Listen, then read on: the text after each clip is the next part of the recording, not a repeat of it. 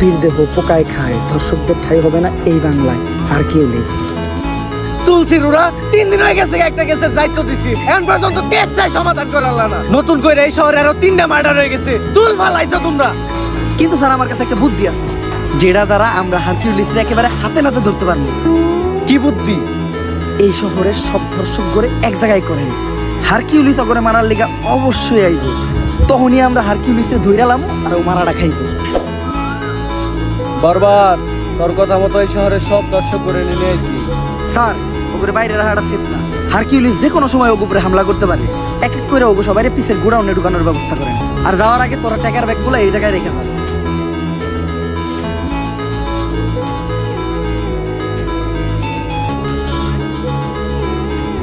Sir বাইরে তো আমরা আছি, ওখানে ভিতর থেকে সেফটি দেওয়ার লেগেও কাউরে দরকার। আর তো এটা আমাকে মতো পাতি পুলিশ অফিসার দিয়ে হইব না, আপনার মতো সাহসী আর যোগ্য একজনের দরকার।